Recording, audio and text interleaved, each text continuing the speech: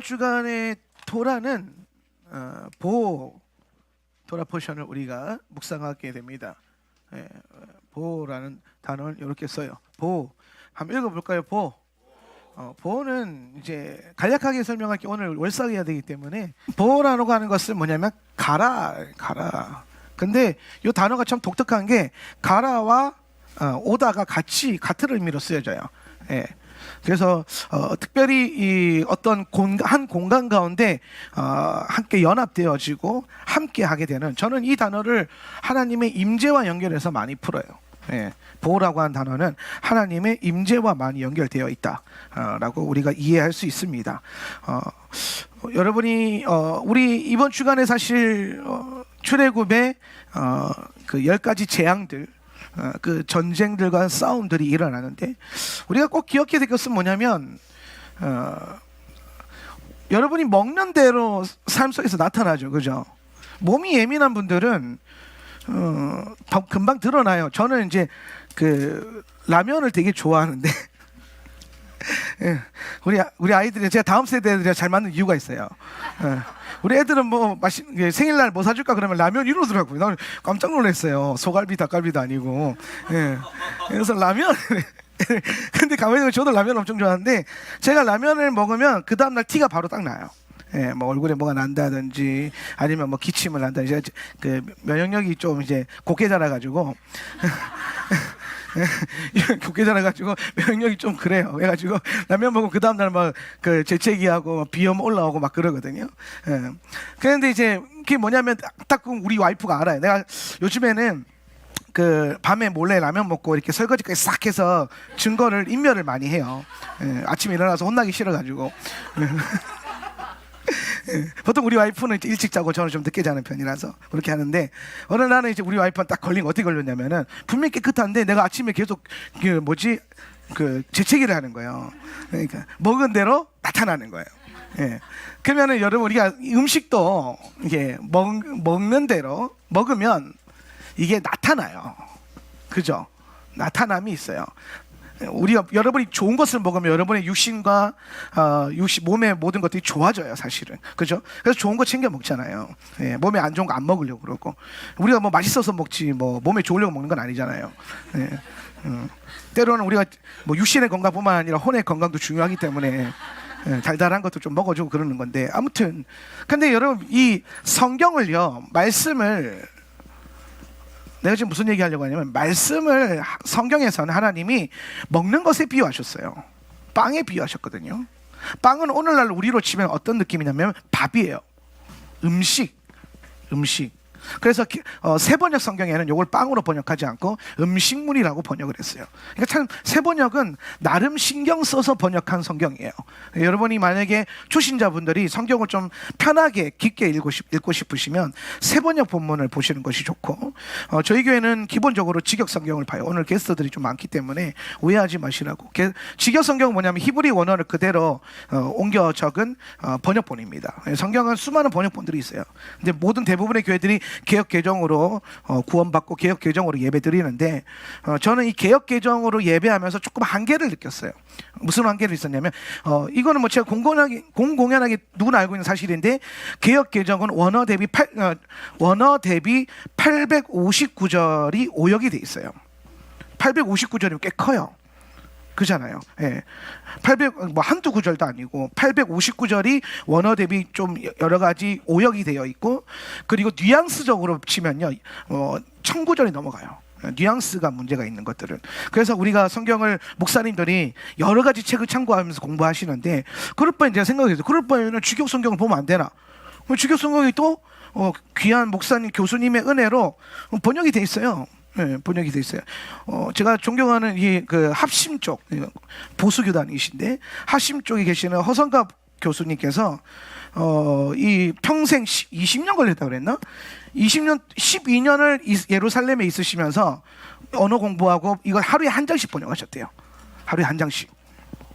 그리고 한국에 오셔가지고 계속 편집하시고, 그리고 이제 이게 성경 여러분 번역 안 해보셔서 잘 모르겠죠. 저도 안 해봐서 잘 모르는데 들어보니까 이게 글을 예배 때 맞추려면 이게 언어가 다 동일하게 맞춰야 돼요. 일관성이 있어야 돼요. 일관성. 그 일관성 작업하는데 또 한 3년 걸리셨대요. 그래서 제가 이제 그 페이스북 친구였는데 이제 일관성 작업 다 끝나고 이 완성본이 나오면서 이제 예배 때 쓸만합니다. 이렇게 글이 딱 올라와 포스팅이 됐어요.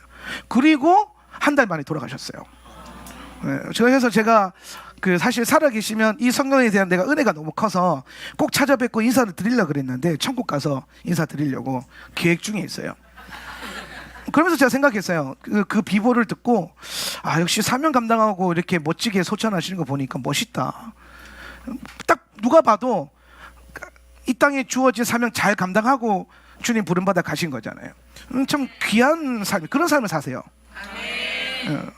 아둥바둥 살다가 가지 마시고 사명 감당하다가 사명 완성하고 가십시오. 그래서 사명 있으면 안 죽어요. 그래서 사명 완성했으면 죽어도 돼요. 우리는 죽으면 더 나은 존재들이기 때문에 우리가 뭐 이 땅에서 뭐 소망 보고 삽니까? 하나님 나라 소망 보고 살지. 그렇죠. 그러니까 이게 크리스천들이 다른 일반 사람들과의 차이점이란 말이에요. 우리가 그 이 땅에서의 삶 다음을 우리가 항상 기억하고 그걸 언약으로 받았기 때문에 우리는 이 땅의 소망이 아니라 하나님 나라의 소망을 두고 이 땅은 뭐예요? 과정인 거죠. 이 땅은 여러분 여정이에요. 여정. 장차 들어가게 될 그 나라를 가기 위한 여정이기 때문에 이 땅에서의 삶도 중요해요. 여정이기 때문에 결과만 중요한 건 아니에요. 과정도 중요해요. 하나님은 여러분의 과정도 지켜보세요. 어떤 면에서 보면 하나님은 결과보다는 과정을 더 중요시 하시는 것 같아요. 성경을 읽어보니까 우리가 여러분 뭐 다 잘 되면 좋겠지만 하나님의 은혜 안에서는 잘 안 된 것도 잘 된 거더라고요. 하나님 은혜의 관점으로 보니까 은혜의 관점으로 보니까 넘어진 것도 은혜더라고요. 서 있는 것도 은혜인데 넘어지는 것도 은혜고 좋은 남편 만난 것도 은혜인데 왼수 같은 남편 만난 것도 은혜더라고요. 아멘 하세요. 이게 물론 이제 진짜 왼수랑 살고 계신 분들은 좀 힘들 수 있어요. 아멘. 그런데 그게 깨달아지는 은혜의 반열에 올라서야 돼요. 할렐루야. 그래서 좋은 목사님 만나는 것도 축복이고 나처럼 승질 더러운 목사를 만나는 것도 축복이에요. 그렇지. 이거 아멘 좀 크게 해야 돼. 내 상처받을 수 있잖아요. 그래서 여러분이 항상 그 은혜의 반열, 이 믿음의 단계를 계속 끌어올릴 수 있길 축복합니다. 그래서 제가 생각한 게 뭐냐면 이 성경을 연구하면서 제가 계속 해가 거듭할수록 깨달아지는 게 뭐냐면 말씀을 내가 무엇을 먹느냐에 따라서 오늘 음식을 먹은 게 나타나는 것처럼 내가 말씀을 묵상하고 살아내고 그 강당에서 먹고 큐티한 그 내용이 우리의 삶의 열매로 나타나더라는 거예요. 열매로. 그래서 토라 포션 하다 보면 토라 포션의 스토리와 훈련이 내 삶에 나타나는 게 보여요. 그러면 여러분 지난주에 바에라부터 보까지 지금 그 이스라엘이 10대 재앙을 경험하고 있거든요. 근데 이 10대 재앙은 애굽을 향한 10대 재앙이 아니에요. 이걸 깨달으셔야 돼요. 우리가 자꾸 이집트의 10대 재앙이라고 생각해요. 애굽의 10대 재앙이라고 생각해요. 근데 여러분 성경을 읽어보면 분명히 알 수 있는 게 뭐냐면 하나님은 애굽에 별로 관심 없어요. 이해되세요 이게?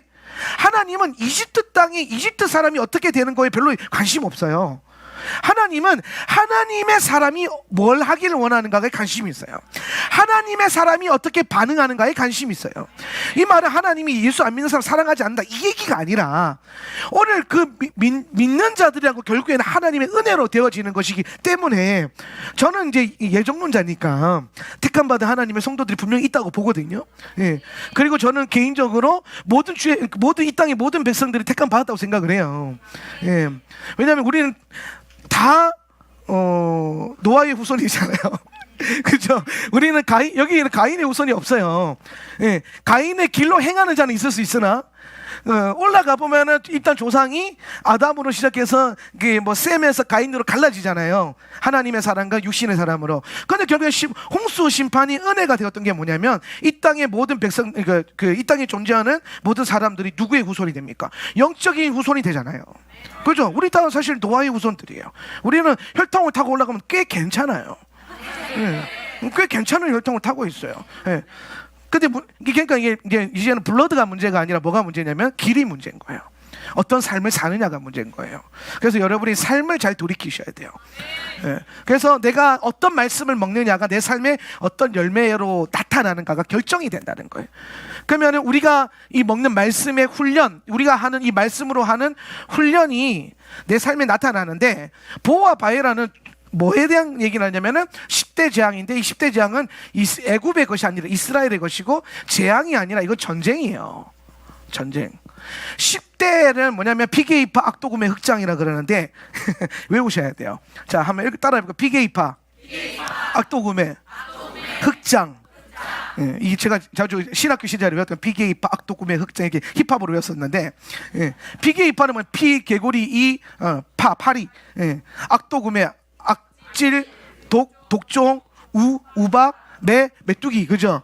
흑장, 흑암과 장자, 여기 10대 장 순서대로 외우는 거거든요. 이런 거는 알고 있어요. 이런 좀 있어 보이게끔. 네. 그래서 이제 우리 10가지 재앙들, 근데 10가지 재앙 모아보면요, 애굽에서 섬겼던 10가지 신들이에요. 우상들이란 말이에요. 하나님이 지금 뭐 하시냐면은 애굽의 가장 유명한 10가지 우상들을 부시시는 거예요. 이걸 깨뜨리는 거예요. 그런데 애굽 때문에 깨뜨린 게 아니라 이스라엘 때문에 깨뜨리는 거예요. 이스라엘이 430년 동안 노예 생활했거든요. 430년 동안. 그럼 여러분 생각을 해보세요. 이 이스라엘 민족들이 혈통으로는 셈 계열의 이스라엘 민족이지만 사고방식과 라이프 스타일은 애굽 사람일까요? 하나님 사람일까요? 애굽 사람이겠죠. 그죠? 예. 430년을 통치를 받았어요. 애굽에 노예로 살았단 말이에요. 여러분, 우리는 일제 식민지 치하의 그 강제 정년기를 지나왔었죠. 그죠? 그게 몇십 년 안 되거든요. 예, 몇십 년 안 돼요. 그런데 금세 저는 어렸을 때 단무지가 아니라 닭광이라고 배웠고, 나무젓가락이 아니라 와라바시라고 배웠고, 양동이가 아니라 바게스라고 배웠어요. 그렇죠. 가득이 아니라 만땅이라고 배웠고, 이빠이라고 배웠거든요. 우리 아이들 세대는 모르죠, 사실은. 많이 정화가 돼서. 근데 여러분 뭐 우리는 알잖아요. 예, 예, 그렇잖아요. 국민학교 나온 사람들은 다 안다. 제가 국민학교 마지막 세대인데, 내 동생 때부터 이제 초등학교가 됐거든요. 국민학교 출신들은 다 알아요. 그런 시절을 경험해왔거든요. 근데 고작 그 20여 년밖에 안 되는 그 강제 점령기에도 언어가 바뀌어요. 그죠? 그리고 사고방식과 문화가 바뀌었어요. 학교에서 교복 입는 거 일본 문화거든요. 예, 그렇잖아요. 그 많은 게 바뀌고 아직까지 흘러오고 있단 말이에요. 그럼 여러분, 430년이는 이거는, 이 민족은요, 이스라엘 민족은 이미 이 안에 겉으로는 하나님, 그런데 그 안에 수많은 하나님이 가득 차 있는 거예요. 그게 10대 신들의 우상들. 그래서 사실은 애굽의 10대 재앙을 내리면서 하나님이 뭐 하시냐면은 이스라엘의 심령 안에 있는 10대 우상들, 그들이 자기도 모르게 섬겨왔던, 자기가 믿었던 뭐예요? 태양신의 하나님, 하나님은 하나님인데 개구리 하나님, 나일강 하나님, 그런 하나님들이 가득 차 있는 거예요. 오늘 여러분이 성경을 계속 공부하고, 제가 여러분이 계속 원어 설교를 하면서 원어를 가르치는 이유가 뭐냐면, 우리가 공부하다 보니까 깨달아지는 게 뭡니까? 내가 기독교인으로서 교회를 열심히 다녔는데, 내가 가지고 있는 이 교회 신앙이 오늘 성경에서 기록된 신앙에 많이 닮아 있지만 아닌 부분도 많더라는 거예요. 그래서 한국교회 신앙은 샤머니즘, 토속신앙이라고 연결되어 있다 그러잖아요. 샤머니즘, 기독교, 그죠? 그런 것들이 말씀을 통해서 분별되면서 깨진단 말이에요. 여러분이 알고 있는 진리가 성경에 없는 전설과 같은 진리도 많거든요. 예, 그런 것들이 이제는 말씀을 통해서 뭐하게 된다, 선명하게 분별이 돼서 좀 더 여러분 안에 보다 더 성경적이고 진리적인 것들이 갖추어져야 된다는 겁니다. 그런 노력들이 좀 필요해요.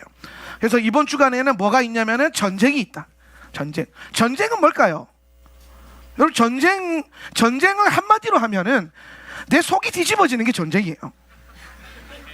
전쟁은 복잡하게 막 원수 덤벼라 아니에요. 속이 뒤집어지면 그게 다 전쟁이에요. 그래서 속이 썩어 문드러지면 전쟁에서 진 거고, 속이 뒤집어지면은 뭐요? 이게 전쟁이라고. 그럼 이번 주간에는 뭐가 많다? 지난주부터 속이 뒤집어지는 역사가 많이 일어난다는 거예요. 네. 그러니까 여러분, 우리가 이런 말씀을 통해서 깨어 있어야 돼요. 내가 속이 뒤집어지면은 내가 육신으로 야! 이렇게 행동하는 게 아니라 영으로 판단하는 거야. 지금 이거 전쟁이구나. 내 안에 있는 하나님이 내 안에 있는 우상을 깨뜨리시는구나. 왜 뒤집겠어요? 속이 뒤집어진다는 거는 우리가 뒤집어질 때는 열받아서 잘 모르겠지만 뒤집어지고 나면요 뭐가 돼요? 좋은 밭이 돼요. 예, 땅을 기경하라 그러잖아요. 땅을 기경하라. 예, 땅을 기경하라. 땅을 기경해야 되는 이유가 뭡니까? 땅을 기경해야 우리 마음밭이 좋은 밭이 돼요. 옥토밭. 그죠? 성경에서 땅은 여러분의 마음을 상징해요. 이걸 꼭 기억하셔야 돼요. 예. 그래서 여러분이 토라 공부하실 때에 땅에 대한 언약을 여러분의 마음과 비추어서 해석해 보면은 굉장히 중요한 진리들을 많이 깨달을 수 있어요. 하나님께서 아담에게 생육하고 번성하라 땅을 정복하라 그랬거든요. 근데 이 땅을 정복하라는 거는 에덴 동산을 네 걸로 정복해라, 소유해라, 등기 이전해라 이런 뜻이 아니에요. 오늘 에덴 동산을 결국에는 이 눈에 내가 살고 있는 내 에덴이 아니라 그 에덴의 본질이 어디 있었던 거예요? 사실은 아담의 심령 안에 있었던 거예요. 마음 안에. 그러니까 아담이 에덴 동산에서 왜 쫓겨나게 됩니까? 그 땅을 차지 못해서 그렇거든요. 근데 왜 차지 못했어요? 마음이 무너졌잖아요. 마음으로 죄를 지었잖아요. 행위로 죄를 지었습니까? 땅으로 죄를 지었습니까? 아니에요. 하나님처럼 되겠다고 하는 그 마음, 원수의 미혹으로부터 넘어가는 그 마음의 그 밭이 제대로 정복되어지지 않아서 마음으로 죄가 들어오고 현상적으로 쫓겨나가게 되는 거란 말이에요. 근데 우리는 자꾸 성경을 영적으로 이해를 못하니까 그래서 자꾸 표면적으로 문제를 자꾸 문제로 해결하려고 그래요. 따라합시다. 문제로 해결하면 안 된다. 그 문제는 뭘로 해결합니까? 그래서 문제는요 영어로 해결하는 거예요. 요게 깨달아지면요 좀 믿음이 깊어져요. 매 순간 여러분의 모든 문제를요 현상의 문제가 아니라 영적인 문제라고 한번 바라보세요. 의도적으로 한번 해보시라는 거예요. 예. 아니 길 가다가 자빠지는 게 영적인 문제가 아닐 수 있죠. 그런데 맞다라고 한번 생각을 해보세요. 기다가 아니라 그럴 수 있다라는 생각을 왜 놓치세요? 예. 우리가 모든 게 다 뭐 귀신이 하는 거다, 마귀가 하는 거다 그러면은 속 시끄러워지고 더 이게 속이 뒤집어지거든요. 근데 속기도 많이 속고, 근데 그게 아니라 우리가 이런 잘못된 귀신론 때문에 꽤 많은 영적인 영역을 또 간과해요. 자꾸 또 이성적으로만 판단해. 한쪽은 너무 영적으로만 판단하고 한쪽은 너무 머리로만 판단해요. 좌로나 우로나 치우치면 안 돼요. 그래서 우리에게 선한 분별력이 필요하단 말이에요. 근데 우리가 때로는 성경 안에서, 성령 안에서 우리 삶에 일어나는 문제들을 영적으로 분별을 해볼 필요가 있다는 거예요. 이게 지금 환경의 문제인지 영적인 문제인지, 이게 지금 내 관계의 문제인지 아니면 마귀가 영적으로 해방하는 건지, 이런 것들이 잘 깨달아져야 된단 말이에요. 여러분 10대 재앙 보세요. 표면적으로 보면은 그냥 우르르 쾅쾅쾅이에요. 그죠? 우르르 쾅쾅쾅이에요.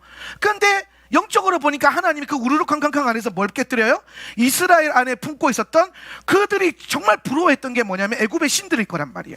자기 신 여호와 하나님은 400년 동안 자기들을 모른 척하는데, 아니 내 옆집에 미치라임에 살고 있는 김지사 보니까 개구리 신한테 이렇게 빌었더니 막 그 다음부터 막 애를 막 낳고 막 나일강 가가지고 금을 떠서 모셨더니 막 건강을 회복하고 막, 그러니까 막 그래도 나는 믿음이 줬으니까 하나님만 섬겨야 돼 그러면서 계속 눈길을 어디로 가요? 개구리랑 나일강으로 간단 말이지. 그죠? 그러면서 내 마음 안에 계속 조금씩 오염돼 갔을 거 아니에요. 예. 이 마음이 기경이 돼야 돼요. 그래서 하나님께서 그걸 아시고 10대 재앙을 통해서 이스라엘을 홀라당 벗기는 거예요. 사실은 이스라엘 안에 있던 그 마음과 모든 수치와 부끄러움을 다 전쟁 속 시끄럽게 만들어가지고 다 뒤집어가지고 다 벗겨버리는 거예요. 예. 그래서 여러분, 하나님께서 여러분을 다루실 때는 속이 뒤집으면서 동시에 뭐가 나타나냐면 좀 부끄러워져요. 사실은. 왜? 저 배가 벗기는 듯한 느낌으로 홀라당 벗겨가지고 광야로 내어 던져버리거든요. 예. 이스라엘 백성들이 딱 그래요. 예. 10대 재앙을 통해서 탈탈탈 털어가지고 홀라당 벗겨가지고 광야로 내버린단 말이에요. 그런데 가자마자 이게 신의 산으로 갔지만 참 감사한 건 홀라당 벗겨서 도착하는 첫 번째 코스가 숫꽃이에요. 숫꽃은 히브리어로 스코트라고 하는데 그러면 장막이라는 뜻이거든요. 무슨 말입니까? 홀라당 벗겼지만 내가 너의 장막이 되어줄게. 멋지지 않습니까? 홀라당 벗길 때는 언제고 갑자기 벗겨놓고 막 벌벌 떨고 있으니까 주님이 나타나시고 내가 너의 장막이 되어줄게 딱 품으시는 거예요. 하나님 연출이 참 좋으세요. 성경을 히브리어와 이런 문맥으로 보면은 하나님 이런 의도가 있었구나. 그 숫곳에서 얼마나 이스라엘 백성들이 위로를 받았겠습니까? 그리고 난 다음에 어디로 가냐면 시내산 가가지고 뭘 받아요? 십계명을 받아요. 십계명이 바로 10대 재앙을 통해서 탈탈탈 털어서 벗겼던 것들을 하나님의 것으로 10가지 계명으로 다시 입히는 거예요. 그래서 10대 10대 재앙과 10계명이 연결되는 거예요. 그래서 여러분 안에 이번 주간에는 여러분 안에 잘못 입고 있었던 그 세상의 옷들 10가지 가치관, 사실 이 10이라고 하는 숫자는 완전수기 때문에 완전함을 의미해요. 하나님께서 여러분 안에 있는 것들을 다 드러내고 탈탈 털 거다. 근데 그게 끝나는 게 아니라 뭐 한다? 다시 입혀주실 거라는 거예요. 그 은혜를 여러분이 기대할 수 있었으면 좋겠습니다. 그래서 이번 주간에는 전쟁이 좀 있다, 전쟁이 많다. 근데 그 전쟁은 나를 더 거룩하고 정결하게 하기 위해서다는 거예요. 내 안에 있는 세상적인 것들을 주님께서 깨뜨리기 위해서 이 전쟁을 허락하시는 거예요. 그래서 우리가 이 애굽의 10대 재앙 말씀을 묵상하고 읽을 때에 여러분 삶 가운데 동일하게 하나님께서 이 10대 재앙에 버금가는 사건들을 일으키셔서 뒤집기도 하시고, 그러나 보호하시고 견디게 하시고 이기게 하시고, 그래서 그게 참 은혜예요 사실. 그래서 1년에 한 번 정도는 이런 시간들이 좀 필요해요. 그래서 하나님 앞에 보다 더 조금 더 거룩해지고 정결해지는 시간들이 되어지셨으면 좋겠습니다. 너무 힘들면 어린 양의 피를 의지하시고 보혈의 능력으로 말미암아 승리하시길 축복합니다. 그리고 오늘은 오늘 저녁부터 이제 내일이 그 쉐바돌 1일 초하루입니다. 영적 기류예요. 월삭입니다. 쉐밧. 쉐밧은 이렇게 쓰는데 개역 개정에서는 뭐라고 되어 있냐면 스밧월이라고 되어 있어요. 스밧월. 그리고 11번째 달. 그래서 여러분이 스밧월의 사건들을 검색해 보시려면 11번째 달을 치시면은 11번째 달에 하나님께서 어떤 일을 이루셨는지가 나와요. 저는 하나님께 개인적으로 감사하는 게 뭐냐면 교회마다 목회자들마다 하나님께서 부르심과 함께 특별히 열어주시는 어떤 영역들이 있어요. 뭐 은사적인 영역, 말씀의 영역, 뭐 어떤 그 시스템적인 영역, 이런 탁월함들을 하나님 열어주시거든요. 무기로 주세요. 근데 하나님께서 제게 주신 무기가 뭐가 있을까라고 생각해 봤을 때 저는 하나님이 이 시간에 대한 중요한 계시를 참 주신 것 같아요. 시간에 대한 계시. 이 시간에 대한 계시가 열리고 난 다음에 성경을 보고 이걸 보니까 하나님의 역사하심이 너무 선명하게 보이는 거예요. 사실은 이 시간이 정말 성경에 보니까 시간이 중요하더라고요. 시간이. 그럼 여러분 성경 읽을 때에 그런 생각 안 해보셨어요? 성경은 생각보다 되게 친절해요. 불친절한 것 같은데 엉뚱한 곳에서 친절한 게 있거든요. 그게 뭐냐면 날짜를 그렇게 기록을 잘 해놔요. 그죠? 누구 몇째 해, 몇째 달, 며칠 내에 누가 뭘 가져왔고까지 적어놨어요. 그러니까 쉽게 설명하면 여러분이 2021년 1월 오늘 2일인가요? 1월 2일 누구 집사가 5만 원을 헌금했다. 이걸 다 기록해놨어요. 레위기서에 보면 그 있긴 헌물을 얼마나 들고 왔다 이게 기록되어 있거든요. 그런 것까지 우리가 봤을 때 별로 쓸데없어 보이는 거잖아요. 그런데 내가 그런 걸 일일이 기록해가지고 주보에 여러분 실어놓는다고 생각을 해보세요. 좋은 사람도 있겠지만 뭐 별로인 사람도 있을 거고 각자 다양할 거란 말이에요. 근데 성경에 보니까 그런 것까지 다 디테일하게 기록해놨는데 행위가 중요한 게 아니라 뭐가 중요한 거 보니까 시간이 중요하더라고요. 성경을 보실 때에 성경의 내용과 행위를 위주로만 우리는 많이 봐요. 뭘 했는가, 어떤 일이 일어났는가, 거기서 교훈을 얻잖아요. 근데 성경을 여러분 올해에는 시간을 가지고 좀 보세요. 요 일이 있고 난 다음에 며칠 만에 행하셨는가, 왜 그렇게 행하셨는가. 그러면 이게 또 성경이 다른 면에서 선명하게 들어와요. 그래서 저는 하나님이 이 시간에 대한 계시를 주면서 이 시간이 가지고 있는 중요한 성경적인 용어가 때라는 단어예요. 때. 그래서 성경에 자세히 보면은 뭐 때가 참해, 유명한 단어죠. 때가 참해, 혹은 아직 내 때가 이르지 않았기 때문에 예수님께서 말씀하시죠. 아직 본인의 때가 이르지 않았다. 그리고 우리가 자주 하는 말 마지막 때. 이 때라고 하는 이 단어, 모든 것에는 때가 있다. 어떤 목욕탕에다 그걸 써놨던데 목욕탕 주인이 모든 것에 때가 있다. 그 때가 아니에요, 얘들아. 그 때가 아니야. 이거는 뭐냐면은 이렇게 내가 웃겨버리면 사람들이 카이로스는 기억 안 하고 모든 것에 때가 있다, 목욕탕 이것만 기억해요. 요 때는 헬라어로 어떤 의미를 가지면 카이로스라는 단어를 썼어요. 카이로스. 시간에는 크로노스와 카이로스가 있는데 요 때라는 단어는 헬라어로 카이로스. 카이로스는 뭐와 연결되어 있냐면 하나님께서 역사하시는 시간이 있어요. 하나님께서 역사하셨던 시간. 역사라고 하는 거는 히스토리 이 개념이 아니라 하나님이 일하셨던 거, 행하셨던 거, 하나님이 당신을 나타내셨던 거, 계시하신 계시의 시간, 이 계시의 시간이 카이로스고 때라고 그랬대. 예. 그러면 우리가 선명하게 알 수 있는 것은 뭐냐면 하나님께서 당신을 드러내시는 시간들이 정해져 있다는 겁니다. 그러니까 여러분 좀 잘 들어보세요. 예배 시간은요 내가 정하는 게 아니에요. 저는 대형교회 저는 순복음 목사니까 1부부터 7부까지 있는 교회를 많이 봤잖아요. 교회가 예배가 1부부터 7부까지 있어요. 예. 여러분도 1부, 2부, 3부 이렇게 예배 있는 걸 많이 보셨을 거예요. 그럼 이렇게 열어놓으면 사람들이 자기가 원하는 시간을 찾아서 예배하잖아요. 그죠? 예. 그리고 그 시간에 설교하시는 목사님을 찾아가잖아요. 근데 저는 이런 방식 자체가 사실 문제가 좀 있다고 생각을 해요. 예. 왜냐하면 때라고 하는 것은 주어지는 것이 선택하는 게 아니에요. 하나님이 여러분에게 나타나시는 걸 여러분이 선택하실 수 있습니까? 하나님 지금 일해 주세요. 근데 일 안 하실 수도 있잖아요.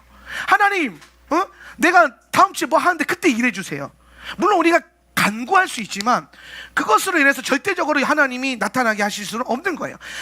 우리가 기도하다 보면은 하나님 우리 안에 변화가 일어나는 게 뭐냐면은 내 뜻, 내가 가지고 있는 시간, 내 개념, 내 생각과 하나님의 시간과 생각과 개념이 맞아가야 되거든요. 예. 근데 여러분 이거 맞아갈 때에 하나님이 그 뜻을 바꾸시나요? 아니에요. 누가 바꿔요? 내가 바꿔요. 내가 깨달아지는 거예요. 그래서 기도는 뭔가 하나님으로부터 얻어내는 게 아니에요. 사실은 기도라고 하는 것은 내 뜻을 관철시키는 게 기도가 아니에요. 기도는 도깨비 방망이가 아니란 말이에요. 예. 기도는 하나님의 뜻을 깨닫는 시간이에요. 그리고 그 하나님의 뜻과 나의 뜻이 연합되어지는 게 기도하는 시간이에요. 근데 항상 우리 안에 우리 중심이 하나님 뜻과 맞으면 좋겠는데 안 맞을 때가 많잖아요. 그래서 기도 시간이 오래 걸리는 거예요. 왜? 기도를 오래 하다 보면 뭐 하게 돼요? 하나씩 내려놓게 되잖아요. 예. 분명히 다음 주까지였는데 다음 주가 좀 힘드시면 한 3일 후에 아니면 이틀 후에 이러면서 점점 내 생각을 내려놓고 마지막에 어떻게 됩니까? 네, 그냥 주님 뜻대로 하세요. 요 결론까지 가는데 1시간 걸려요. 요 결론까지 가는데 하나님 뜻이 내 삶 가운데 임하게 하는 게 하나님의 목적이고 내 삶의 목적인데 우리는 상당히 내 뜻과 나의 목적과 나의 원함과 나의 소망이 내 삶 가운데 나타나기를 원하거든요. 그래서 우리가 기도를 하면서 결국에는 해내는 최종적인 목표는 뭐냐면 하나님 뜻이 내 삶에 임하게 하는 거예요. 하나님의 시간과 하나님의 때가 내 안에 임하게 하는 거예요. 그리고 내가 그 안에 들어가는 거죠. 내가 그 시간 안에 하나님을 함께 공유하고 누리는 거예요. 그게 기도의 목적이고 신앙의 훈련의 목적이란 말이에요. 그럼 생각을 해보세요. 여러분이 하나님의 뜻이 여러분 삶 가운데 임하게 하는 것을 빨리 돌이킬 수 있다면, 만약에 여러분이 하나님의 뜻이 여러분 안에 임하는 것, 여러분의 생각과 뜻을 내려놓는 게 빨라진다면 기도 시간이 줄어들겠죠. 당연한 거 아니에요? 기도 시간 왜 길어졌다 그랬어요? 내 거 못 내려놔서 기도 길어진 거예요. 그러면 이제 줄어들면 그러면 기도 시간이 줄어들겠죠. 그죠? 줄어들어요 진짜. 그럼 남는 기도 시간 있잖아요. 그럼 이걸 가지고 뭐 할 수 있어요? 이제 다른 차원의 기도를 하는 거예요. 처음에 기도하러 왜 왔어요? 내 뜻을 이루려고. 근데 훈련하다 보니까 여기서 부질없다, 쓸데없다는 걸 다 깨달은 거예요. 그러면 예배당 와가지고 하나님 이게 주님 뜻입니까? 주님 뜻이 임하게 해주십시오. 내 뜻 아닌데 알겠습니다. 주님 뜻대로 하십시오. 알았다. 그럼 딱 된다면 계약이 체결이 된단 말이에요. 그럼 그 다음에 내가 기본 왔으면 그래도 1시간 기도했는데 그 다음 딱 남는 시간 뭘 위해 기도하겠습니까? 그렇지. 하나님 나라와 공동체와 하나님의 뜻이 하늘에서 이루어진 것 같이 땅에서도 이루어지게 하소서. 기도할 거란 말이에요. 그러니까 그때부터 이제 기도의 수준이 뭐가 되는 거예요? 올라가 버리는 거예요. 기도의 관점이 뭐예요? 바뀌는 거예요. 자기 중심적인 기도에서 하나님 중심적인 기도로 바뀌는 거예요. 요게 영적인 성숙이라 하는 거예요. 이해됩니까? 요게 영적인 자라남이란 말이에요. 영이 자라야 돼요. 키는 안 자랄 수 있어요. 제 키는 평생 안 자랄 겁니다. 안 줄어들면 다행이지. 그러나 영은 자라나야 돼요. 내 육신은 날로 후패하나 내 영은, 내 속사람은 날로 새로워야 돼요. 예. 영적 거인들이 되세요. 점점점 자라가지고 어머 세상에 얼마까지 클락하노. 가끔 내가 무영이를 보면 그 생각을 해요. 제가 얼마까지 클까. 자, 다음 세대를 위해서 기도하세요. 그런데 아무도 저한테 안 가요. 그 어른인 줄 알고.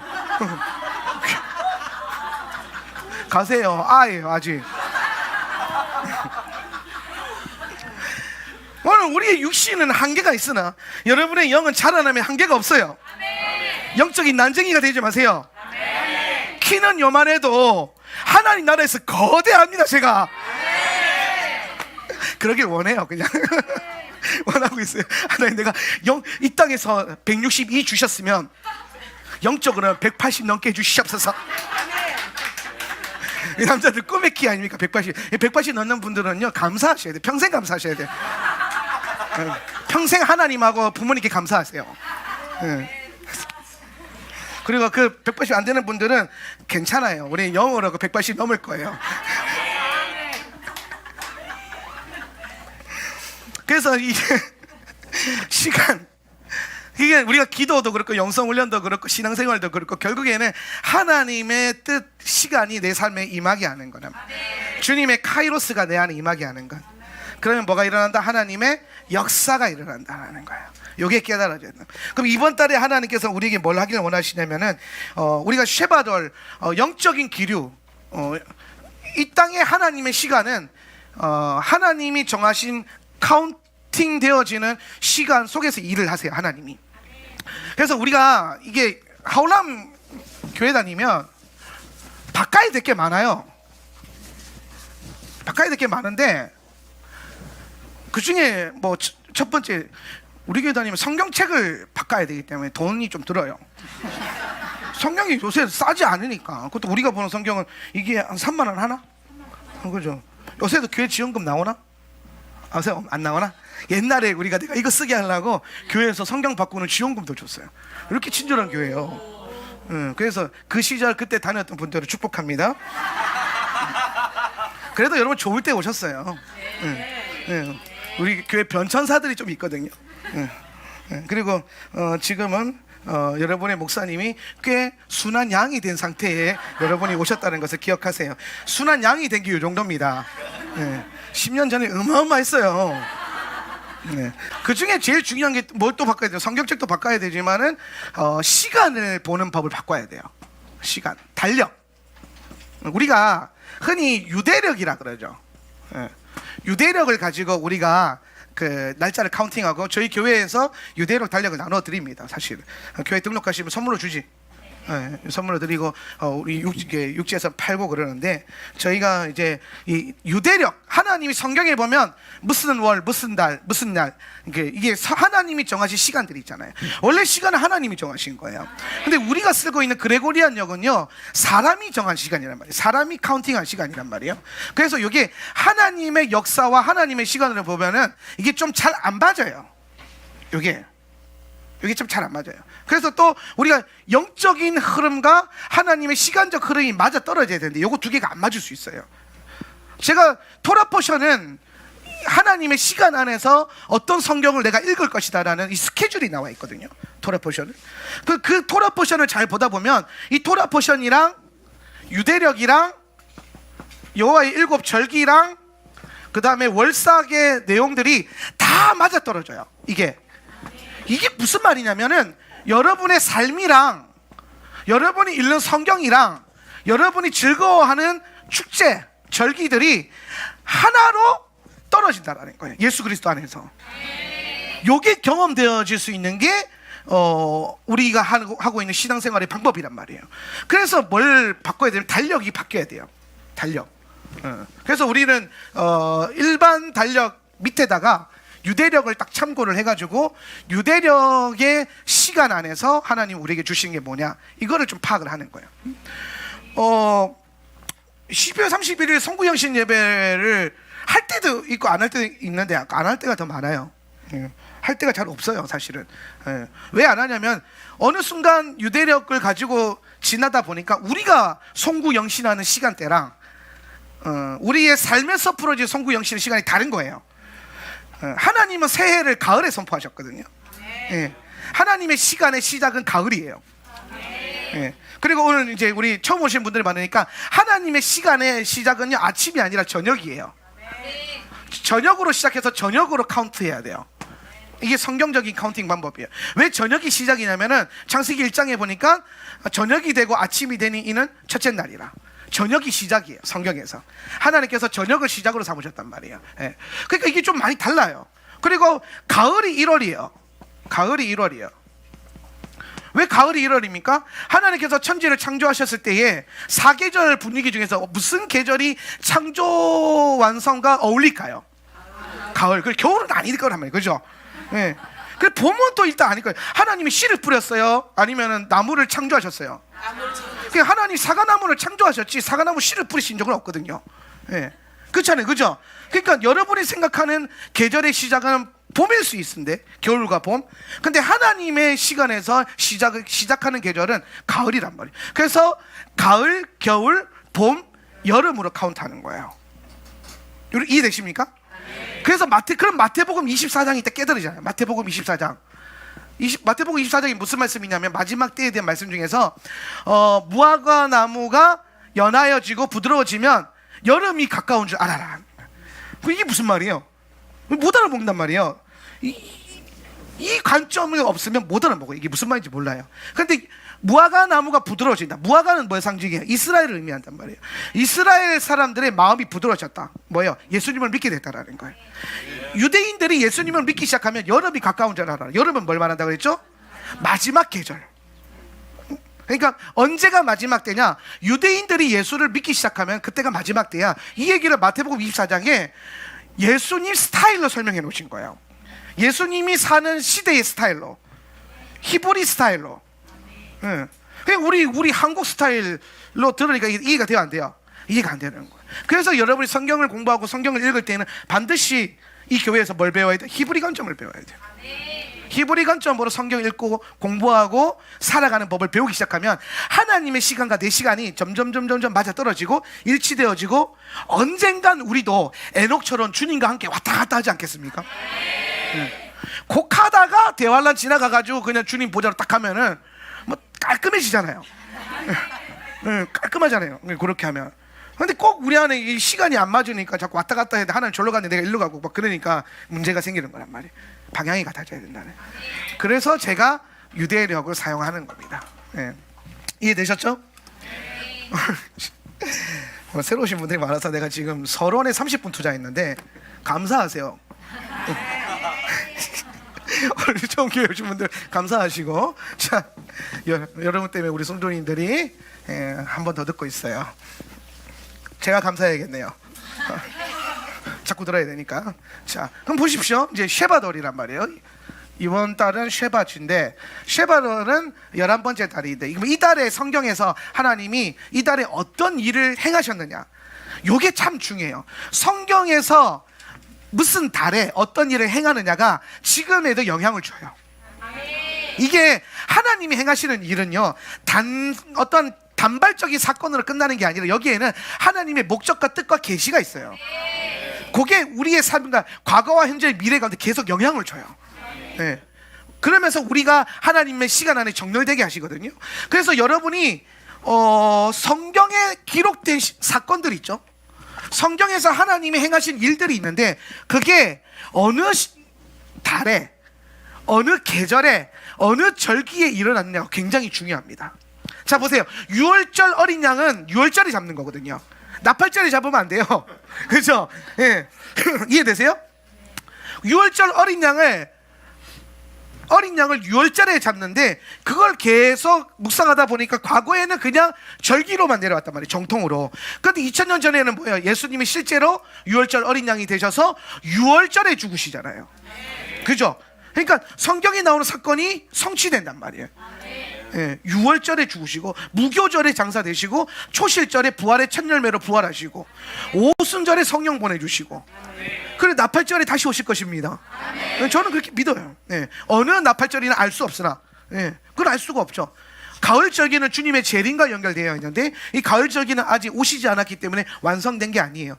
그래서 여러분 구약 성경은 이미 완성된 것이고 신약 성경은 우리가 은혜로 주어진 거기 때문에 신약만 봐도 된다라고 착각하는 분들이 많은데 구약 성경의 선지서 이 예언서에 나오는 예언들의 70%가 재림에 완성되는 거예요. 재림에. 그러면 구약 성경에도 아직 그 70%나 완성 안 된 계시들이 있다라는 겁니다.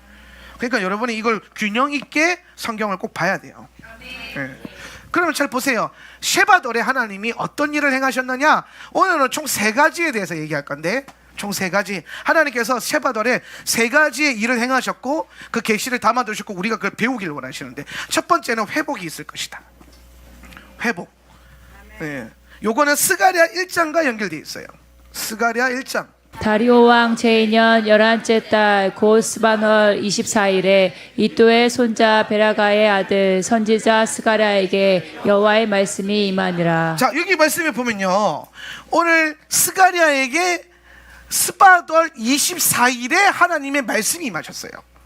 그죠? 예. 근데 요때 스가랴 1장에서 하나님이 뭐에 대한 말씀을 하셨냐면은, 내가 이스라엘을 다시 회복하겠다. 이스라엘을 회복할 거다. 그러니까 이스라엘이 지금 어떤 상태에 있냐면은, 이스라엘이 지금 심판받은 상태에 있단 말이에요. 심판받아서 황폐해져 있단 말이에요. 그럼 그 황폐해져 있는 그 상황에서 하나님이 스바돌에 오늘 스가랴에게 임하셔가지고, 내가 황폐화되어 있는, 심판으로 인해서 황폐화되어 있는 이스라엘에게 회복을 내가 일으키겠다. 그러면서 하나님께서 이스라엘에게 뭘 얘기하냐면은 3절 한번 띄워주세요. 1장 3절에서 뭐라고 말하냐면은, 한번 읽어봐요. 그러므로 시작. 그러므로 너는 백성들에게 알려라. 만군의 주가 말한다. 너희는 나에게로 돌아오너라. 만군의 주가 말한다. 나도 너희에게로 돌아간다. 만군의 주가 말한다. 자, 하나님이 스가랴 1장을 통해서 가장 먼저 선포하셨던 게 뭐냐면 돌아오라고 하셨어요. 돌아오라. 예.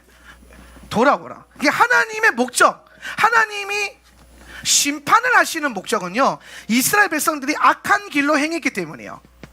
악한 길로 행함. 예. 요 근거가 윗절에 나오고, 그래서 내가 이스라엘을 심판했다 그러는 거예요.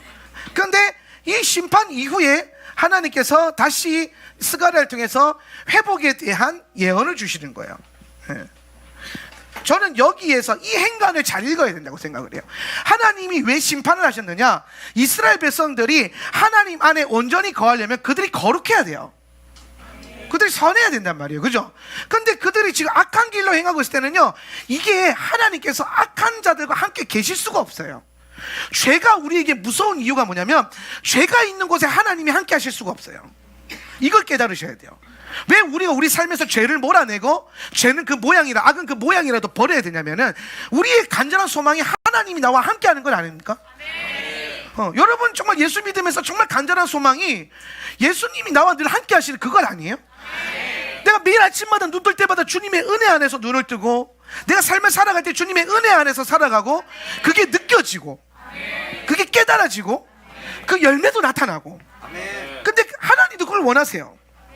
근데 문제가 뭐냐면, 우리가 악한 길로 행하고 있기 때문에, 악한 길로 악한 일을 행위하고 있기 때문에 심판받는 거예요. 그 시간의 목적은 뭐냐면은, 악한 길에서 우리를 돌이키는 게 목적이에요. 예, 이게 목적이란 말이에요. 이게 오늘 여러분 삶 가운데 크고 작은 환란이 있고 심판이 있고 고난이 있을 수 있어요. 그래서 이때 우리가 가장 먼저 생각해 봐야 될 게 뭐냐면, 내가 내 삶의 행위 가운데 하나님의 선한 길에서 벗어난 게 있지는 않은가, 요것부터 확인을 해봐야 돼요. 우리가 지금 다니엘과 계시록을 공부했어요. 지난주 금요일날 딱 끝났잖아요, 다니엘이. 그죠? 다니엘 끝내면서 제가 뭘 들고 나왔냐면은, 다니엘 마치면서 계시록 연결했죠. 그죠? 그러면서 계시록에 나오는 심판과 연결했어요. 예.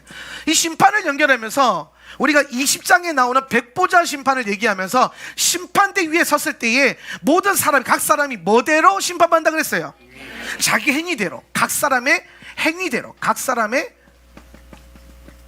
행위, 행위대로 심판받는다는 거예요. 상급도 행위대로 받는 거고, 심판도 행위대로 받는 거예요. 그죠? 예. 백보자 심판 때는 사실은 상급 심판이 주어지는 중요한 장소거든요, 여기가. 예. 근데 그것조차도 뭐로 정해진다? 행위로 주어진다라는 거예요. 근데 지금 스가랴 말씀 들어가 보니까, 스가랴에서도 하나님이 이스라엘의 행함, 행위, 이것도 행위거든요. 행위 때문에 심판하셨다라는 거예요. 그런 이스라엘을 심판하시고 다시 돌아오라, 내가 너를 회복하겠다, 내가 너와의 관계를 회복하겠다, 돌아와라 그랬단 말이에요. 그러면 이 돌아오면은 회개에는 뭐를 내포해버리냐면은 이 안에 거룩한 행위로 살아야 돼. 악한 행위를 버리고 거룩한 행위로 살아야 된다라는 게 내포가 되어지는 거란 말이에요. 예. 그러니까 여러분, 우리가 회개라고 하는 거를 회개 기도에만 국한시키면 안 돼요. 근데 이 얘기를 하려고 하는 거예요. 여러분이 하나님 앞에 죄를 자복하는 거 중요하죠. 잘못한 거 인정하는 거 굉장히 중요해요. 근데 거기서 끝나면 안 돼요. 결국엔 여러분이 죄로 인해서 여러분의 삶에 크고 작은 고난과 심판이 왔다면 입으로 시인을 안 해서가 아니에요. 그 심판은 여러분의 행위 때문이에요. 그럼 이 심판을 받았던 근원이 행위라면 시인하고 뭘 바꿔야 돼요? 행위를 바꿔야 돼요. 이거는 행위 구원을 말하는 게 아니에요. 가톨릭에서 말하는 행위 구원이 아니라, 행위 구원은 행위를 통해서 구원을 받는다는 건데 그건 아니에요. 우리는 은혜로 구원받아요. 근데 구원받은 자가 그 구원을 지키고 그 반드시 육신의 행함이 필요하다는 거예요. 그러니까 야고보 사도가 분명히 말하는 게 있어요. 야고보가 무슨 얘기합니까? 야고보가 그렇지, 행함이 없는 믿음은 죽은 믿음이라 그러잖아요. 행함이 없는 믿음이 많다라는 거예요. 그러니까 천국 가면 입만 구원받는다니까. 입만 있을걸요. 가보면 입은 늘 고백을 잘해서 입만 거룩히 입만. 근데 손발은 따로 놔라. 그래서 손발은 심판받았는데 입은 거룩하니까 올라가라. 그러니까 그럴지도 몰라요. 예. 농담 반 진담 반. 예. 제가 그래서 제가 안타까운 게 뭐냐면, 우리는 지금까지 한국교회가 해왔던 이 회개 기도 신학이 있어요. 너무 중요한 거예요. 사실은 이 회개 기도는 우리가 그동안 이 행위를 통해서 나도 모르게 묶여 있었던 영적인 사슬을 끊어내는 게 회개 기도예요. 그래서 회개 기도 필요해요. 근데 문제는 사슬 다 끊어놨는데 사슬의 메인자처럼 살지 말라는 거예요. 이게 문제인 거예요. 내가 분명히 다 끊어져 자유한데 풀어줬는데 주님이 똑같이 죄에 묶인 자처럼 산단 말이에요. 성령이 주시는 자유함 없이, 승리감 없이 그렇게 산단 말이에요. 삶 속에서 원수를 이길 뱀을 밟을 권세를 주셨는데 뱀한테 물려있단 말이에요. 귀신을 이길 능력을 주셨는데 귀신한테 두드려 맞고 주의를 꺼져가는 심지처럼 온단 말이에요. 횃불을 들어 올리세요. 횃불이 되세요. 꺼져가는 심지가 되지 마세요. 물론 주님이 꺼져가는 심지를 훅 불어가 끄진 않아요. 나 같았으면 그랬을 텐데 주님은 선하시고 인자와 자비가 영원하셔서. 근데 보는 내가 좀 답답해요. 아버지의 충직한 신하로서 제가 봤을 때. 그런데 아버지 마음을 보면 그래도 어떻게든 저 심지가 나중에 횃불 되는 걸 내가 어느 순간 보면서 아버지의 큰 그림을 내가 봤어요. 아, 심지가 횃불이 될 수 있구나. 지금까지 꺼져가는 심지로 살았다면 이제 올 한 해에는 횃불이 되는 영성을 누리십시오. 횃불은요, 웬간히 원수들이 와서 불어서 웬간해서 안 꺼져요. 횃불은 오히려 횃불로 막 우우우 이러면서 원수를 내어 쫓는 거예요. 막 이러면서. 횃불 되십시오. 할렐루야. 예. 그래서 오늘 이 스가랴에서 하나님이 이달에 하나님과의 관계를, 우리와의 관계를 회복하시겠다. 그럼 이달에 우리가 해야 될 정말 중요한 건 뭐냐면, 내 안에 잘못된 행위를 통해서 하나님과 깨어져 있는 관계가 있지는 않은가. 그러니까 여러분, 우리 이런 얘기하면 좀 오해하시는 게 뭐냐면, 난 예수 잘 믿고 있는데, 난 교회 잘 다녔는데 라고 생각하는. 맞아요, 잘 다녔어요. 신앙생활 잘 했죠. 그런데 여러분이 오해하는 게 뭐냐면, 여러분이 삶에 전인적 영역이 있어요. 전인적 구원, 이런 말 들어봤어요? 전인적 치유, 전인 치유, 이게 무슨 말이냐면, 이 전인 치유와 전인 회복, 전인 구원이라는 말이 왜 나왔냐면, 기독교 신앙이 그동안은 영에 너무 빠져 있었어요. 영적으로만 되면 다 되는 거라고. 그래서 영적으로 되었기 때문에 육신의 문제, 삶의 문제, 환경의 문제, 뭐 사업의 문제, 가정의 문제, 관계의 문제를 다 등한시했단 말이에요. 예. 그런데 기독교가 신앙이 자라고 보니까 영만 중요한 게 아니, 영에만 포커스 맞추는 게 아니라 영이 살아나면 이 영이 혼을 살리고 이 살아난 혼이 육신을 변화시키는구나. 그래서 영과 혼과 육이 동시에 회복되고 치유되고 구원받는구나. 그럼 예수 잘 믿으면은 영만 잘 믿는 게 아니라 생각도 발라야 되고, 이게 내가 자주 하는 말 뭐야? 심보가 좋아야 되고, 심보가 고와져야 되고, 심보가 고운 사람은 삶의 행동에서 품격이 나타나는 거예요. 하나님 형상의 품격. 우리 품격 있는 성도들이 됩시다. 그리고 이 품격이라는 게 언제 딱 테스트 되냐면은 내가 물려있는 영역이 있어요. 그러니까 잘 보세요. 우리가 착각하는 게 뭐냐면 발 뒤꿈치에는 뱀 물려 있는데 두 팔이 멀쩡하니까 자기가 멀쩡하다고 생각하는 거야. 저 보세요. 건강해 보이잖아요. 근데 허리 진짜 너무 아파요. 지금 솔직히 말해서 지금 설교하는데 여기서 불이 나는 것 같아요. 그러니까 내가 사람들이 보면 목사님 아프다 카디 뭐 멀쩡하네, 뭐 또 평소랑 똑같이 설교하네, 평소보다 더한데 막 이러면서 그럴 수 있는데 사실은 등이 아파요. 허리가 아파요. 병원 가봐야 되나 싶어요. 그런데 중요한 거는 그나마 고통이 있으면 알기라도 하는데 우리 속 안에 문제가 생기면 분명히 겉은 멀쩡한데 속에 질병이 생기면 아픈 거잖아요. 근데 아픈 줄 모른단 말이에요. 그런 것처럼 영적으로도 교회만 잘 다니고 마음으로 예수만 알고 믿고 생각하고 찬양하고 기도가 된다고 영적으로 문제가 없는 게 아니에요. 그래서 우리가 토라 공부하다 보면 하나님이 여기까지 싶을 정도로 그런 영역까지 드러내세요. 여러분, 신앙생활이, 영적인 생활이 하나님과 1대1의 관계가 중요하죠. 중요하잖아요. 아멘 하세요. 중요해요. 근데 그것만 있어요? 어느 순간 하나님과의 1대1 그러면서 공동체가 없어져요. 섬김이 없어져요. 헌신이 없어져요. 맨날 저는 하나님 그럼 골방에 들어가지고 원띵 이러고만 있단 말이에요. 그게 필요하다니까. 필요한데 그게 전부냔 말이에요. 내가 늘 말하지만 여러분은 교회이지만 교회가 아니라니까요. 나는 교회인데 교회가 아니에요. 무슨 말이에요? 나 혼자서는 교회가 될 수 없다 이 말이에요. 나는 교회의 한 부분이고 일부죠. 그래서 하나님이 네가 있는 곳에 내가 너와 함께하리라 그러지 않았어요. 두세 사람이 모인 곳에 내가 너와 함께하리라. 그럼 하나님이 생각하는 교회의 최소 단위는 두세 사람, 그리고 일할 수 있는 최소 단위는 10사람, 뭐 이렇게 있단 말이에요. 이게 히브리적으로 보면 유대인들 보면 10명이 모여야만 할 수 있는 기도가 있거든요. 저는 그걸 보면서 교회가 가장 기본적으로 갖춰야 될 인원수가 딱 생각이 났어요. 한 10명은 있어야 그래도 일을 하겠구나 이런 느낌이 딱 있더란 말이에요. 그런 것처럼.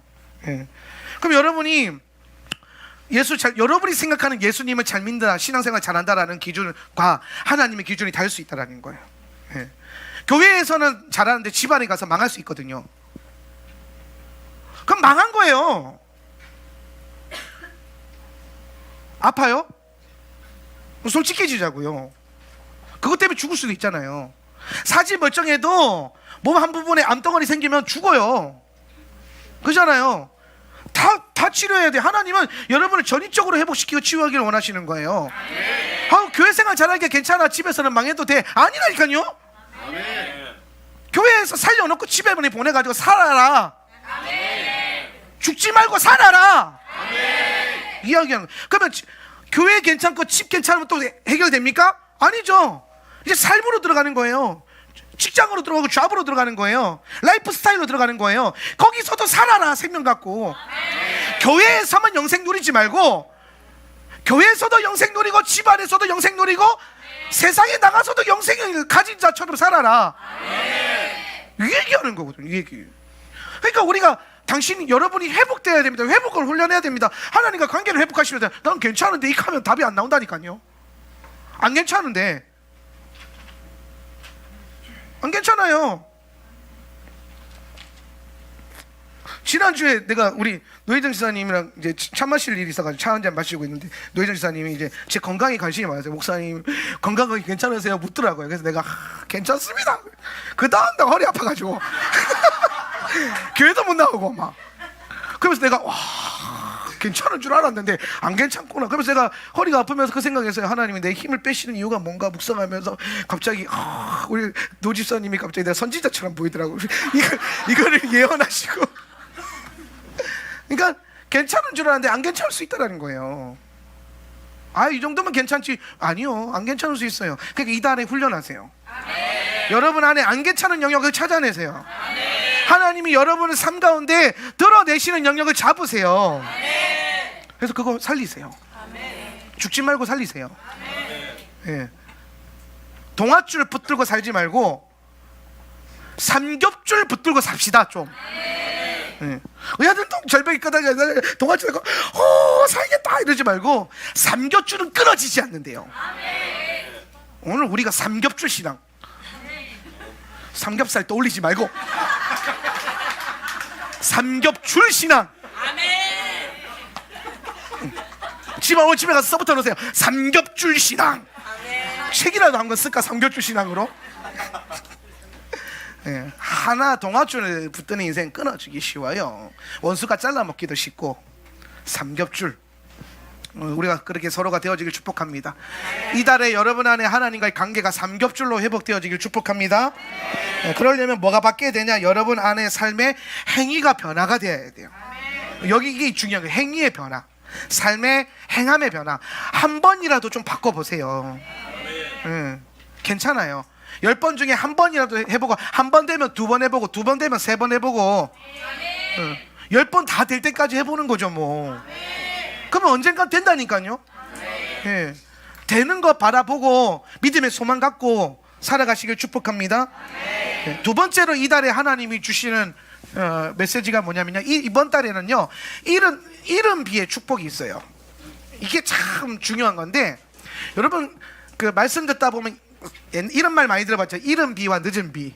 네. 많이 들어보셨죠? 무슨 말이에요? 많이 들어봤다면서요. 이른 비와 늦은 비가 뭐예요? 듣기를 많이 들었는데, 그죠? 자, 제가 오늘 여러분에게 정확하게 알려드립니다. 이른 비와 늦은 비 정확하게 적어 놓으세요. 무조건 목사님 설교는 써야 돼요. 알겠죠? 네. 여러분 설교 노트가 나중에 이것만 모아도 책 한 권은 나올 거예요. 잘 써보세요. 내가 삼겹살 한 거 이런 거 쓰지 말고 삼겹줄, 동아줄, 삼겹줄 이거 써야 되는데 동아줄, 삼겹살 이렇게 써놓으면 답안 나옵니다. 그래서 이른 비와 늦은 비가 있어요.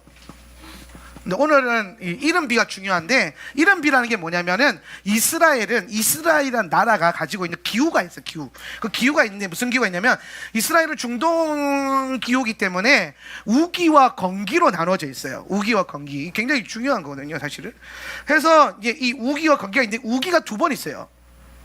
우기가 2번 있어요. 그래서 이른 비가 오는 우기가 있고 늦은 비가 오는 우기가 있는데, 이 이른 비가 오는 우기가 언제냐면은 바로 그 유명한 겨울 우기예요. 겨울 우기. 겨울에 비 온다는 겁니다. 겨울에 비가 와요. 그러면 이 겨울 우기, 이 겨울 우기가 참 중요한 이유가 뭐냐면, 그러면은 저 늦은 비는 무슨 우기겠어요? 봄비겠죠. 봄비. 그래서 이 겨울 우기가 중요한데, 오늘 이달의 쉐바로를 보면은 잘 보세요. 지금 겨울이잖아요, 그렇죠? 이스라엘도 지금 겨울이에요. 근데 이 겨울에 하나님께서 이스라엘이라는 나라에 비가 내려오도록 세팅을 하셨어요. 그죠? 그 하나님 세팅하신 거예요. 겨울에 비가 오도록 세팅을 하셨단 말이에요. 그럼 여러분, 겨울에 비가 오도록 세팅을 하셨다는 거는 하나님께서 겨울에 뭘 하길 원하신다는 거. 여러분, 비 오면 뭐예요? 비가 오면은 땅이 어떻게 돼요? 부드러워져. 그치? 그 표현이, 집사님 나 갑자기 감격 먹었잖아요. 표현이 딱 저 표현이 맞는 말이에요. 부드러워져야 돼요. 촉촉해져요. 모이스처 아니고. 그거는 저기 아모레 가서 찾으시고, 요 표현이 딱 맞는 표현이에요. 부드러워져요. 그러니까 겨울철에 건조하고 추워서 딱딱하게 있던 이 땅이 겨울에 이른 비가 내려옴으로써 뭐가 되는 거예요? 땅이 부드러워져요. 그 땅이 부드러워지면 뭐 할 수 있을까요? 그렇죠. 씨를 심는 거예요. 그래서 겨울 우기는 하나님께서 심을 기회를 주시는 거예요. 심을 기회.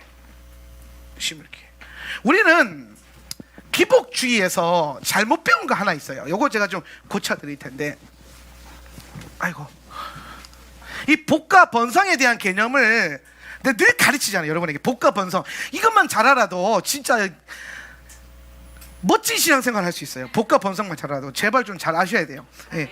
복과 번성의 원리 알고 싶으시면 제 재정 강의 꼭 들어보세요. 재정 강의 꼭 들어보시고, 이 복이 먼저예요. 그죠? 복은 반드시 뭐가 따라온다? 복을 통해서 번성이 따라오는 거예요. 번성. 예. 그 복은 뭐예요? 통로예요. 또 수단. 통로. 번성은 뭐예요? 목적. 그리고 열매. 이 구조가 있어야 돼요. 이 구조. 예. 근데 우리가 그동안 어떻게 기복주의가 뭐냐면은 요거 관계가, 성경적인 관계가 깨져 있어요. 어떻게 말하냐면, 심으면 복 받는다. 많이 들어봤죠? 그래서 줄고장창 심어요. 근데 복 받는 사람도 있고 안 받는 사람도 있어요. 여러분, 하나님 말씀은요, 누구는 받고 누구는 안 받고 되면 안 돼요. 하나님은 줄 거면 다 같이 주고, 진리라고 하는 거는 누구에게나 먹혀야 돼요. 근데 누구에게는 먹히고 누구에게는 안 먹혔단 말이에요. 그러니까 지금 뭐가 틀린 거예요? 공식이 틀린 거예요. 심으면 복 받는 게 아닌 거야. 그리고 심지어 우리는 요 받는 복에 대한 개념도 잘못 알고 있는 거예요. 심어서 복 받는 이 복이 지금 요 복이 아니라 우리는 뭘로 이해하고 있어요? 지금 번성으로 연결되어 있잖아요. 예, 그죠? 요게 지금 잘못되어 있는 거예요. 요게 잘못되어 있으니까 자꾸 이 복을 여기다 갖다 붙이고 저기다 갖다 붙이고 하면서 대입을 수학으로 치면은 이 공식 대입을 잘못하는 거예요. 공식 대입을. 하나님은 요렇게 해서 짠 요렇게 갔단 말이에요.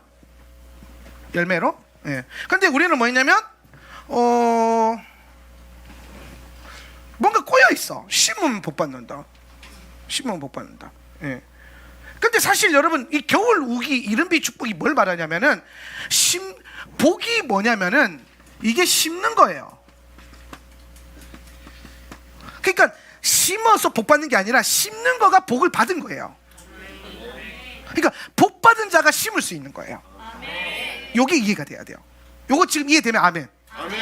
그러니까 우리는 심어서 복 받는다 생각했단 말이에요.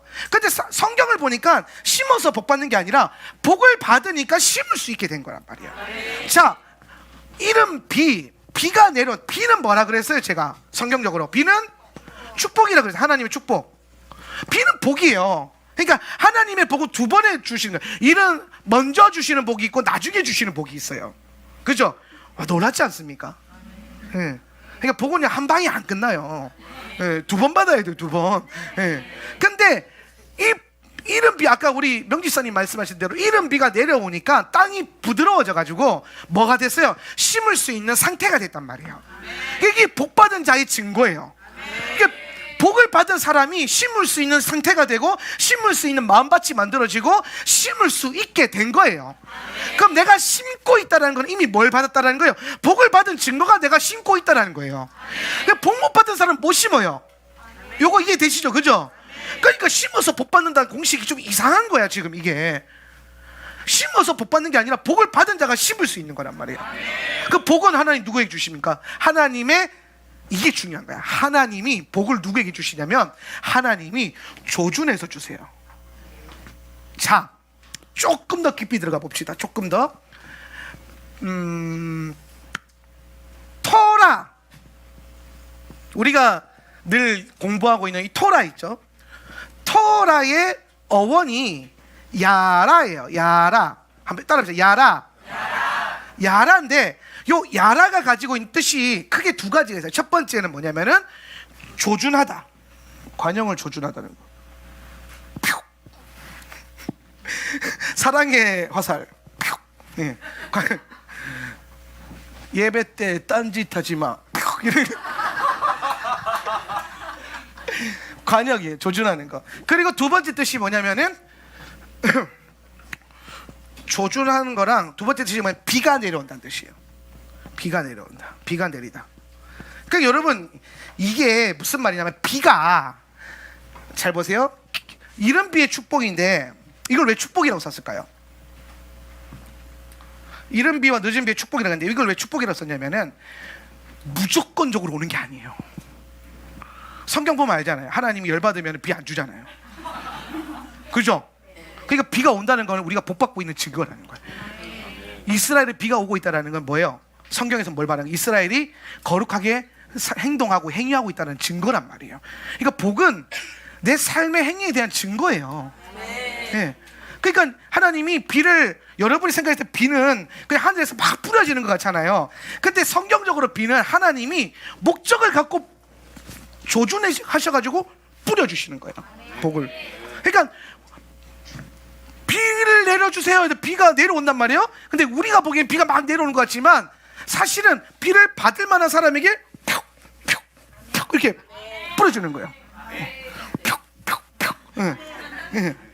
그게 그러니까 이스라엘, 그러니까 하나님이 성경에 여러분 선지서 자세히 보면은 내가 이스라엘에게는 복을 주고 비를 내려주고 애굽에는 주지 않고 막 이런 거, 그죠? 제주도 보면 살다 보면 그 선명한 제주시에는 비를 주시고 서귀포에는 안 주시고, 그죠? 그러니까 비가 전국적으로 비가 옵니다. 근데 안 와 우리는. 근데 서귀포는 와. 그때 우리 막 눈 많이 온다 그래가지고 막 엄청 체인 사고 막 그랬는데 서귀포는 별로 안 왔어요. 근데 제주시에서 넘어온 차들은 막 눈이 막 가지고 오셨더라고요. 이렇게 서귀포 가지고 넘어 차 위에 실어가지고 눈 운반하셔가지고. 그러니까 비라고 하는 것도 역시 하나님께서 뭐해서 주시는 거예요? 조준해서 주시는 거예요. 조준해서 주시는 거. 예. 자 그러면은 잘 보세요. 하나님께서 복을 누구에게 주시냐면은 모든 하나님 믿는 사람이 복을 주세요. 근데 복을 주신다고 이게 비가 마치 내려오면 다 받는 것처럼 보이니까. 그런데 사실은 깊게 들어가 보면은 모든 사람에게 비가 오는 게 아니라 하나님의 말씀대로 복을 받을 수 있는 그릇을 준비하고 행위하는 자들에게 하나님이 복을 주시는 거예요. 이게 깨달아지세요 지금? 네. 그러면은 겨울의 우기에 심을기에 내가 지금 하나님 앞에 뭔가 심을 수 있는 심고 있고 심을 수 있다는 거는 이미 내가 하나님이 주시는 복을 받은 증거라는 거예요. 복을 받았다라는 거예요. 네. 복을 받았어요. 그래서 내가 심는 것 자체가 복 받은 거고. 그러니까 심으면 뭐예요? 봄에 열매 맺거든요. 이게 봄 추수와 연결되어 있어요. 봄 추수. 봄에 또 열매 맺어요. 네. 그럼 추수가 뭐냐면 번성이에요. 번성. 그러니까 심는 게 복이고 심을 수 있는 게 복이고 그 심은 게 나중에 번성으로 연결되는 거예요. 번성으로. 이 달에는 하나님께서 여러분이 번성을 향해 갈 수 있도록 복을 내려주시는 달이에요. 하나님이 하나님의 의도대로 정확하게 조준하셔서 복을 주실 거예요. 그래서 여러분이 이 달이 끝났을 때 좀 마음이 부드러워지셨으면 좋겠어요. 이게 아까 그냥 그랬잖아요. 똑같이 교회 다니고 똑같이 기도하는 것 같고 똑같이 신앙생활 하는 것 같아 보이지만 열매에서 보면 차이가 나요. 열매에서. 근데 그 열매를 차이 내게 하는 핵심이 뭐냐면 씨에 있지 않아요. 하나님이 심을 때는 뿌릴 때는 다 똑같이 뿌렸어요. 근데 문제는 뭐예요? 밭이 중요해요. 밭이. 그래서 우리 안에 4가지의 밭이 있잖아요. 옥토밭도 있고 길가밭도 있고 돌밭도 있고 가시연공밭도 있고 가시밭도 있고. 그러면 하나님께서 이번 달에 여러분에게 비를 주실 때에는 그 비와 함께 여러분 안에 있는 돌밭의 돌을 제거하고 가시나무의 가시를 제거하고 그리고 이 내 마음 안에 있는 좋은 옥토밭, 좋은 밭이 더 넓어지기를 원하시는 거라. 그러니까 내가 농담으로 설교 때 웃기려고 심보가 고와야 된다고 한 말이 아니에요. 이거 굉장히 진리예요. 이게 이거 어마무시한 진리예요. 심보가 좋아야 돼. 이 심보가 뭐가 연결되냐면 생각과 말에 연결되어 있거든요. 그러니까 지금 제가 오늘 안 했네. 믿음의 선포 죄송합니다. 이 믿음의 선포하는 거, 그냥 내가 설교하면서 반복적으로 하는 멘트들 있잖아요. 이게 사실 성경적으로 보면 굉장히 중요한 진리예요. 왜 마음 심보가 중요하냐면 이게 좋은 마음밭이 좋아야 된다니까요. 아니 목사님이 설교할 때 마음밭 좋은 사람들은 그냥 아멘 아멘 아멘 뭐가 벌써 자꾸 먹었으니까 좋은 밭에 심어놨으니까 나중에 열매 맺잖아요. 그런데 심보가 고약한 사람들은 저건 아닌 것 같은데. 응? 내가 유튜브에 누굴 목사님 보니까 저건 저렇게 안 그렇게 극하고 앉아있으면 이게 되겠냐는 거예요. 이게 마음, 심보가 좋은 마음밭이 안 좋잖아요. 그게 안 신기잖아요. 그게 가시 엉겅퀴가 많고 돌이 많은 거예요. 제거하세요. 이달에 하나님께서 비를 내려주셔가지고 촉촉하게 하시면 잘 심으세요. 잘 심어야 돼요. 할렐루야. 심는 것도 복입니다. 이 심는 게 복이에요. 근데 이 심을 때 여러분이 꼭 기억해야 될 게 뭐냐면, 오늘 기억할 거 되게 많네. 그렇게 한 번 듣지 말고 유튜브로 반복해서 들으세요. 자, 기억해야 될 게 뭐냐면, 물질을 심으면 영의 열매가 맺히고, 그죠? 영을 심으면 물질의 열매가 맺힌다. 이게 반대로 상호작용한다라는 거를 꼭 기억하셔야 돼요. 네, 이해되세요? 그래서 제가 이제 말씀드릴 게 뭐냐면은, 물질과 영이 서로 상호작용을 해요. 네, 반대로 작용한다라고 얘기하면 좀 애매해요. 제가 또 옛날에 반대로라고 제가 가르쳤잖아요. 근데 좀 더 보니까 상호작용이 맞아요. 이게 반대가 또 반대가 아닌 게, 보면 물질을 심으면 영이 열매 맺히면은 또 영으로 심게 되잖아요. 그럼 또 이게 물질로 가잖아요. 그죠? 그럼 물질이 다시 또 영으로 가잖아요. 그죠? 그럼 영이 또 물질로 가잖아요. 그죠? 요렇게 반복이 돼요. 네. 그러니까 물질 심어서 물질이 나오는 게 아니에요.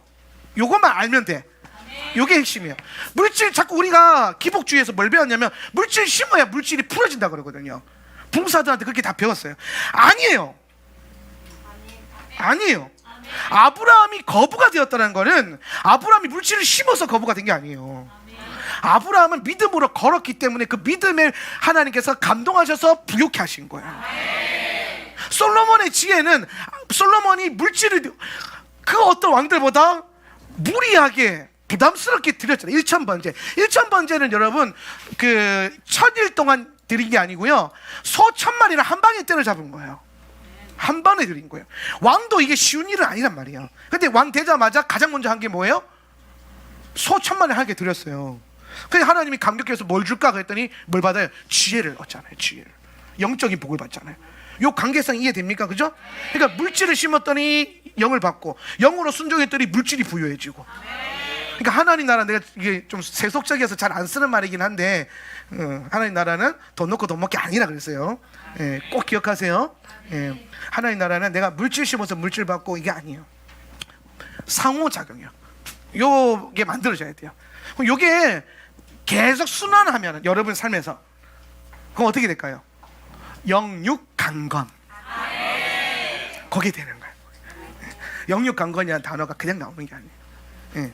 영육강건은 요 사이클이 계속, 그러니까 물질도 심어서 복 받으면 헌신하고, 헌신해서 물질 받으면 심고, 또 헌신하고, 이러면서 계속 이게 영으로 심고 물질로 심고 물질로 심고 영으로 심고 영으로 심고 물질로 심고, 그러다 보면 영육이 강건해지고.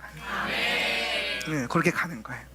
이걸 꼭 기억하세요. 이번 달에는 그래서 여러분이 이 달에 무엇을 심느냐가 봄 시즌에, 추수하는 시즌, 뭐 초실절이나 오순절쯤 됐을 때의 열매로 드러날 겁니다.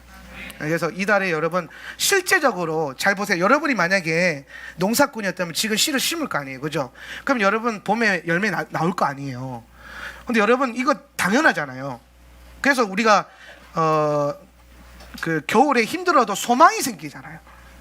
겨울 우기는요, 하나님이 겨울 우기를 왜 주냐면, 겨울이 혹독하잖아요. 고난이 있단 말이에요. 그런데 그걸 소망을 갖고 이기게 하시려고 먼저 심고 겨울을 지나게 하시는 거예요. 하나님 참 배려가 좋아요. 하나님 참 친절하세요. 내가 가끔 하나님은 너무 고약하게만 설교해서 그런데 하나님 정말 친절하세요. 특히 우리가 힘들어하고 연약해하는 부분에서는 먼저 다 작업하시고 그 다음에 행하신단 말이에요.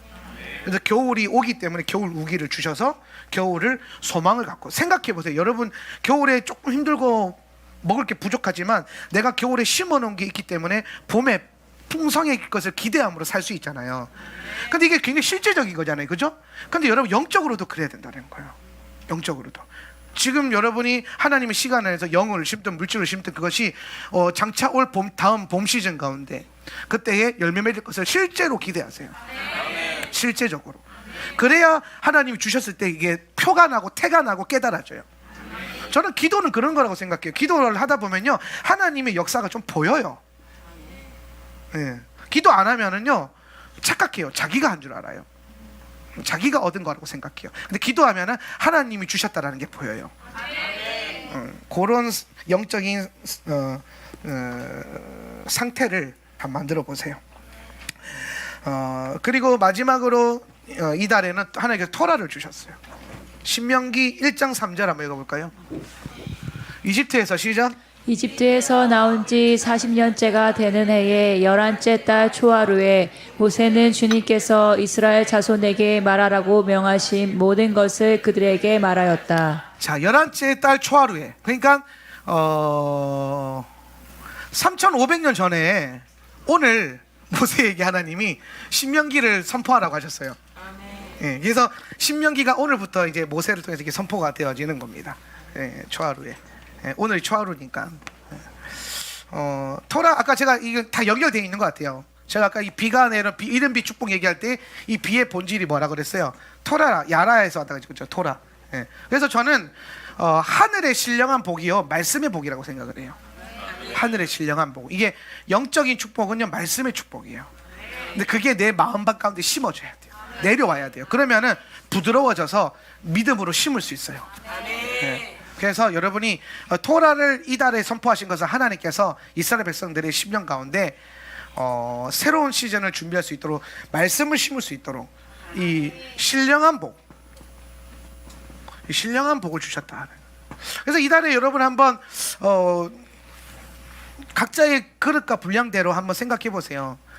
특별히 저는 개인적으로 여러분이 영적으로 좀 많이 심었으면 좋겠는데 그 심음이 말씀과 기도로 좀 연결되었으면 좋겠어요. 네. 기도만 심는 건 아니에요. 우리나라는 그 샤머니즘 기독교의 영향을 갖고 있기 때문에 비나이다 신앙이 좀 있어요. 그래서 그 공을 들이고 정성을 들여야 하나님이 역사하신다라고 생각을 해요.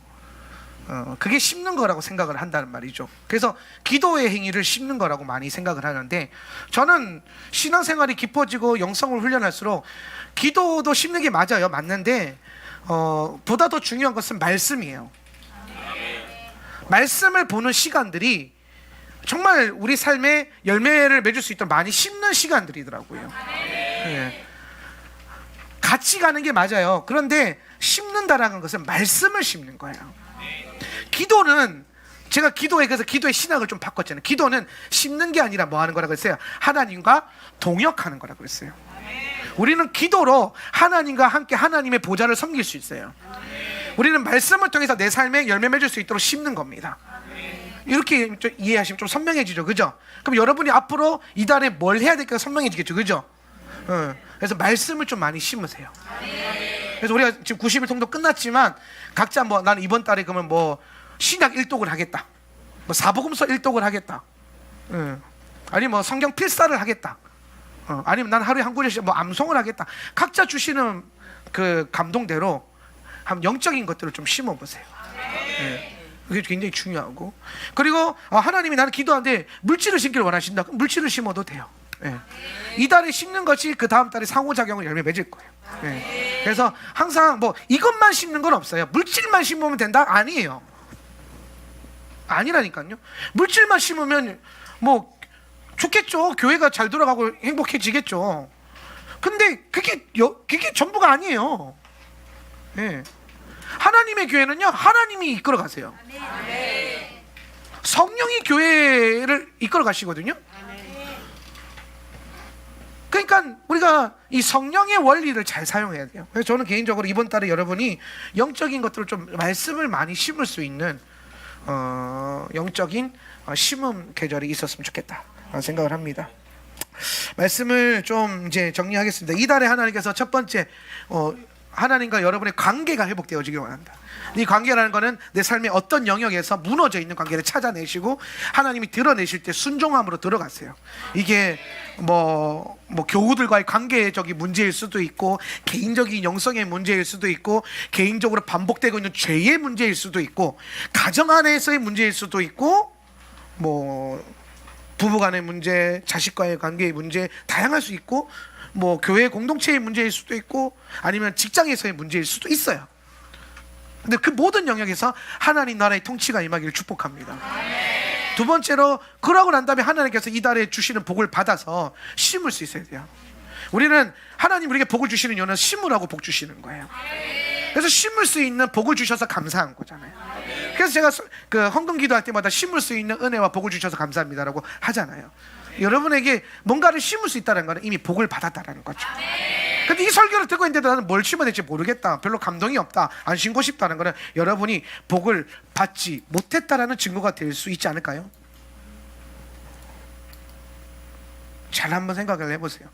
그러니까 내 마음이, 내 심령이 예배와 말씀 가운데 어떻게 반응하느냐도 좀 잘 살피셔야 돼요. 네. 그리고 마지막으로 오늘 이 달에 좀 하늘의 신령한 말씀을 잘 심어서 봄의 시즌에 열매 맺을 수 있기를 주님의 이름으로 축복합니다.